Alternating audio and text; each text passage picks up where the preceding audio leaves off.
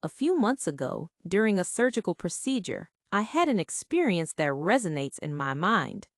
I was opening the chest of a patient, Robert, a 6'8" man, whose arteries felt rigid and hardened.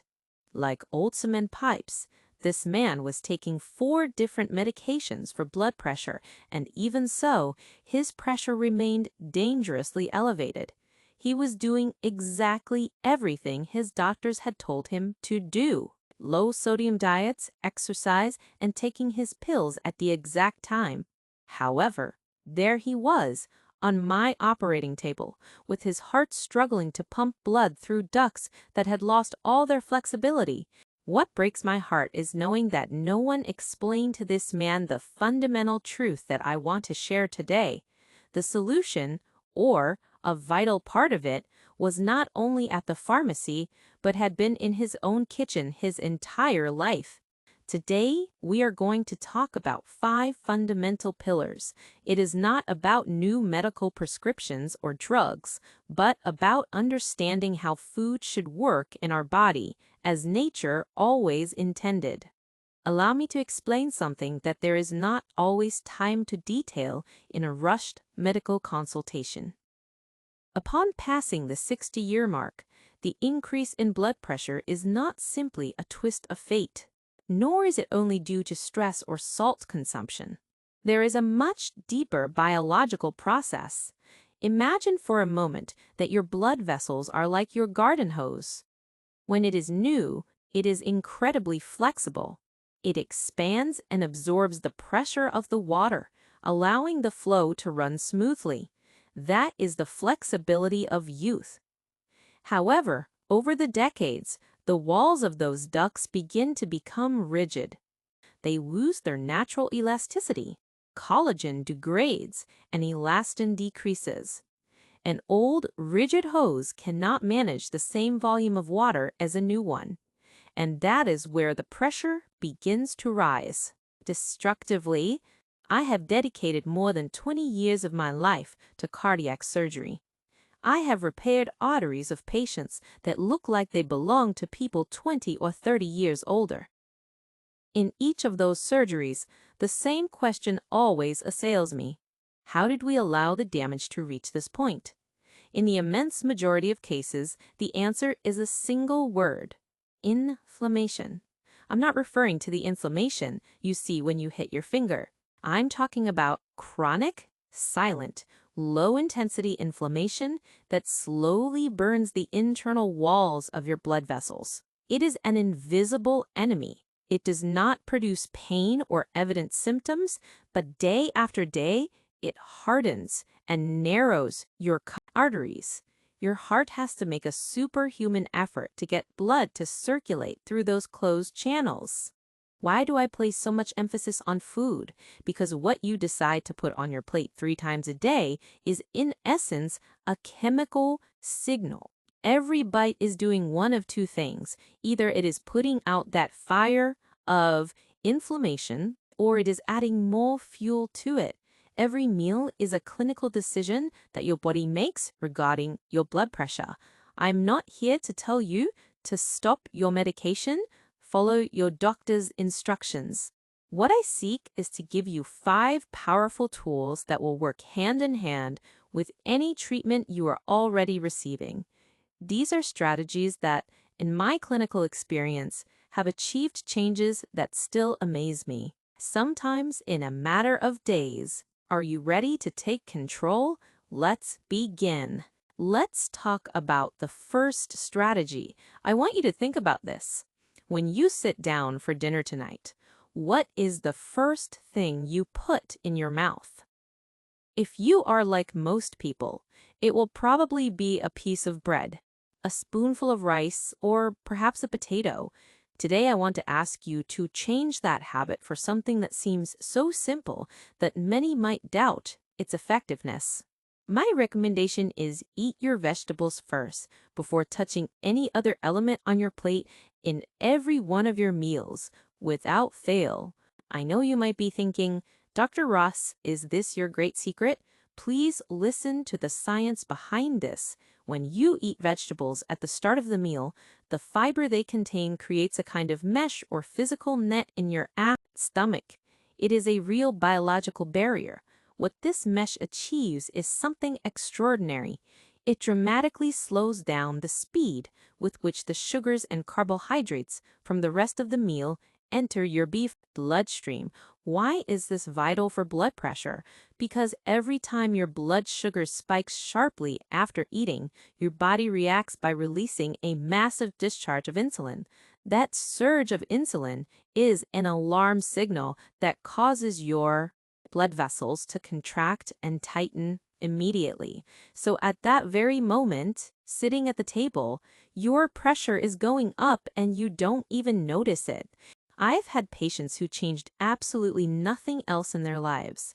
They kept the same foods, the same portions, and the same medication, but simply altered the order. Vegetables first, proteins after, and carbohydrates last. Their post-meal blood pressure levels began to drop noticeably in less than 2 weeks. One of my patients, a 73-year-old retired teacher, called me to say that it was the simplest thing she had done for her health in decades, and she was right. So tonight, before tasting the rice or pasta, finish your vegetables first. Every bite in the correct order counts for the health of your arteries. Let's move on to the second point. We are going to talk about something you probably have stored in your pantry, perhaps gathering dust. It is apple cider vinegar. The instruction is simple. 1 to 2 tablespoons mixed in a large glass of water with every main meal. It is natural to feel skepticism, and in fact, I welcome it. Healthy skepticism is what protects us from false promises. But let me show you why this is not an unfounded home remedy, but a tool supported by physiology. The star component of apple cider vinegar is acetic acid. This compound performs 2 critical functions for those struggling with hypertension. First, it improves insulin sensitivity. Remember what I mentioned about the sugar spikes that tighten blood vessels. Acetic acid softens that impact, helping your cells respond better so the body does not need to pump as much insulin. Less insulin in the system means less vasoconstriction and therefore lower pressure. But the second effect is what truly fascinated me when I began to study the most recent research. Acetic acid stimulates the production of nitric oxide in the arterial walls. Nitric oxide is your body's most powerful natural vasodilator. It is the signal that tells your arteries, relax, open up, and let the blood flow freely. Basically, the vinegar is doing naturally what an entire class of expensive medications tries to achieve. However, I must give you a very important safety warning. Never drink it pure.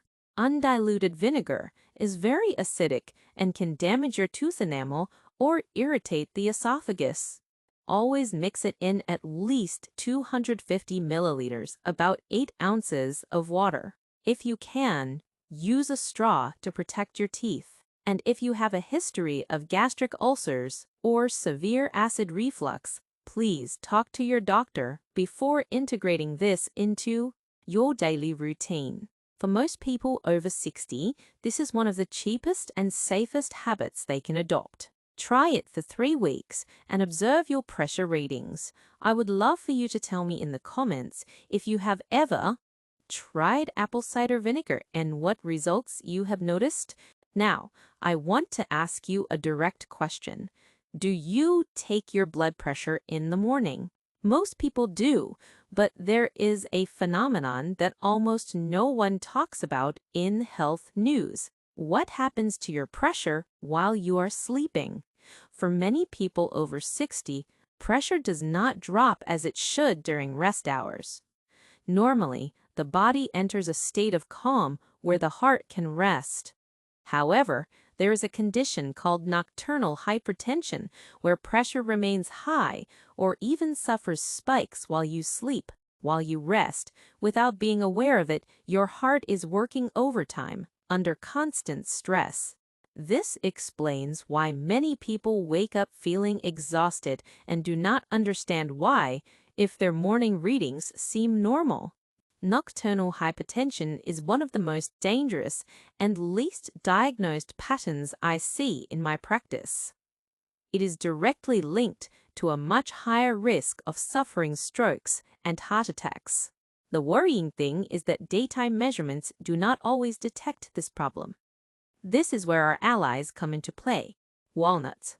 Consuming about 30 grams of walnuts, approximately 14 halves, about 30 minutes before going to sleep has shown in various studies a real ability to reduce nocturnal blood pressure.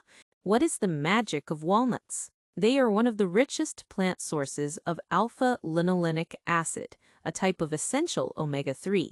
But in addition, they contain natural melatonin and a compound called L-arginine. Together, these nutrients work to relax the walls of the blood vessels, decrease vascular inflammation, and facilitate that natural pressure drop that the body needs to repair itself during the night. See it as a soft ceasefire signal for your cardiovascular system. It is a message that tells your body it is time to rest. Lower your guard 30 grams, 30 minutes before sleeping. Write it down in your agenda. It is one of the most consistent and effective recommendations I can give you. Let's continue with the fourth pillar. And for this, I want to tell you about a flower.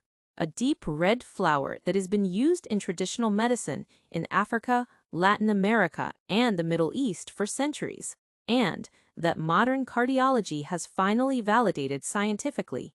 I am referring to hibiscus tea. If you've never heard of it, you may know it by another name, sorrel, or simply red tea. 3 cups a day can make a huge difference. If you have never delved into the properties of hibiscus, you should know that its acidic flavor, similar to that of cranberry, hides an impressive medicinal power. Science tells us that these flowers contain anthocyanins and specific organic acids that act in an astonishingly similar way to a class of drugs called ACE inhibitors. Many of you probably recognize names like lisinopril or enalapril.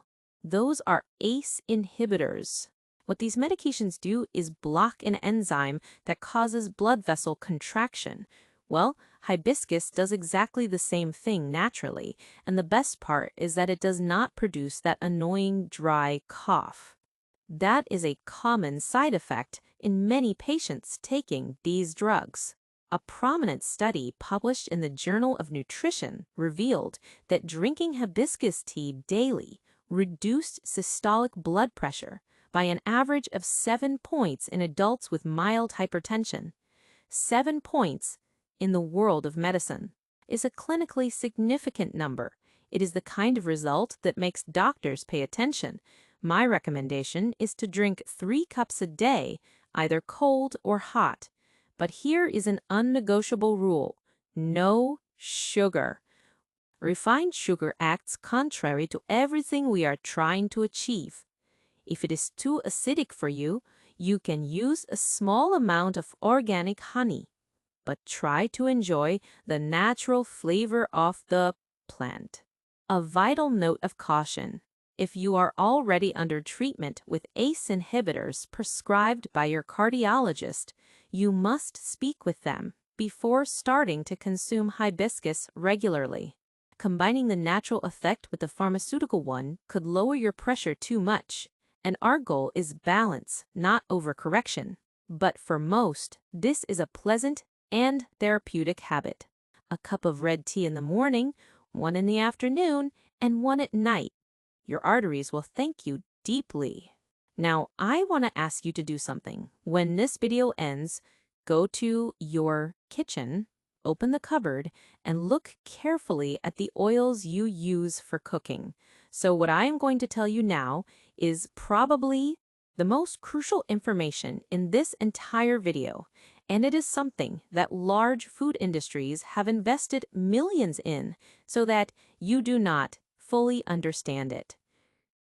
Most of the vegetable oils that flood supermarket shelves, canola oil, soybean oil, sunflower oil, corn oil, are extremely high in omega-6 fatty acids. Now, omega-6 is not bad by definition. Our body needs it in small amounts. The real problem lies in the ratio. For most of human history, we consumed balanced amounts of omega-3 and omega-6. However, today, the average person consumes between 15 and 20 times more omega-6 than omega-3. This extreme disproportion is the main driver of what every cardiologist and cardiac surgeon fears: chronic systemic inflammation.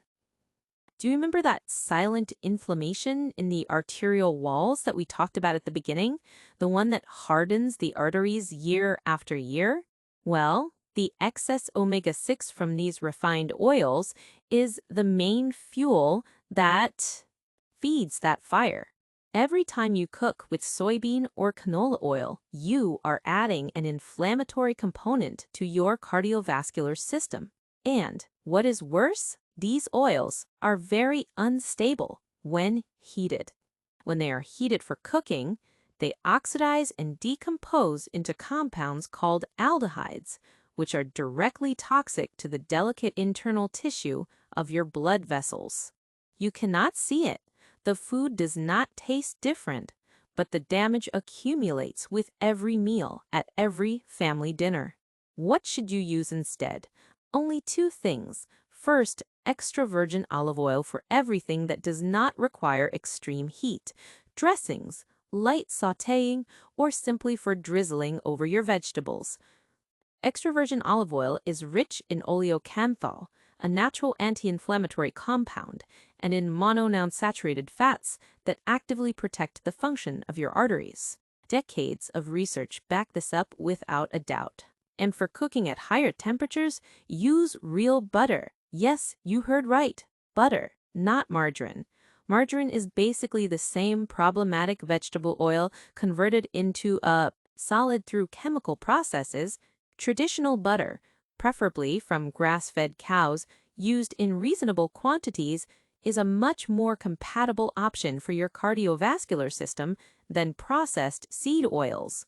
I know this clashes head-on with what we were told 20 or 30 years ago. The message that butter is bad and vegetable oil is good was everywhere. I grew up hearing that myself. But science has evolved. As a surgeon who has seen the inside of thousands of open chests, clinical evidence today points in a very clear direction. Check your cupboard tonight. It is not necessary to throw everything away immediately if you do not want to, but simply stop buying them. Replace them with extra virgin olive oil. That single change, sustained for 3 to 6 months, can generate a measurable difference in your inflammation markers and in your blood pressure levels. I want to pause here because I feel it is necessary to say something important from the heart. You have just heard 5 strategies: eating vegetables first, using apple cider vinegar, consuming walnuts before sleeping, drinking hibiscus tea, and changing your cooking oils. I perfectly understand if some of you are thinking, this sounds too simple. If it really worked, my primary care doctor would have already told me. I understand that reaction because I had it myself at the beginning of my career. But 20 years of repairing damaged hearts have taught me a lesson in humility. The most powerful interventions are rarely the most complicated ones. The human body does not seek complexity. What it seeks are the right conditions to heal itself. And what continues to amaze me is that these 5 strategies converge on the same point: reducing inflammation and restoring flexibility to your blood vessels. That is the heart of the problem. They are 5 different doors that lead to the same room of health. Robert, the 8-year-old man I told you about at the beginning, the one with the hardened arteries? After his surgery, I sat with him and his wife for a long time. We talked about these 5 pillars calmly. He decided to implement each change little by little, always under the supervision of his cardiologist. 6 months later, he returned for his follow-up appointment. His doctor had reduced his medication from 4 drugs to just 2. His inflammation indicators in the blood had dropped drastically. His pressure was stable, truly stable for the first time in years. He looked 10 years younger, with an energy he did not have before. And the first thing he told me when he entered the office was, "Why didn't anyone tell me this sooner?" That question is, what motivates me to be here today?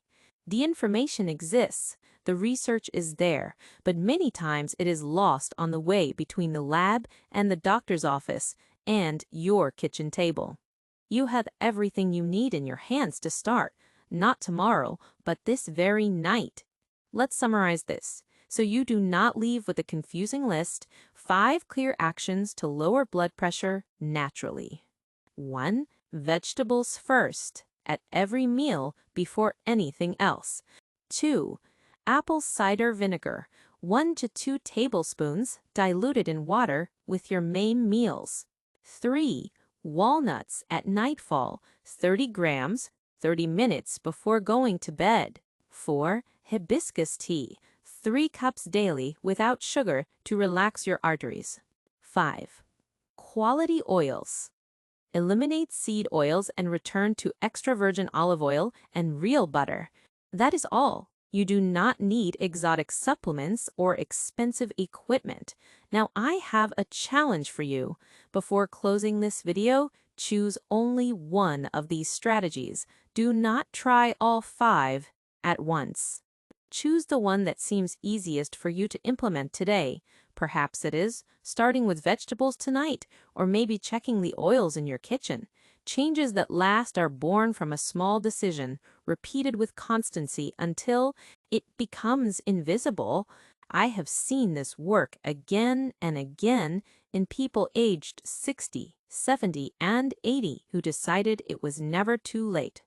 Your blood vessels are incredibly grateful and respond quickly.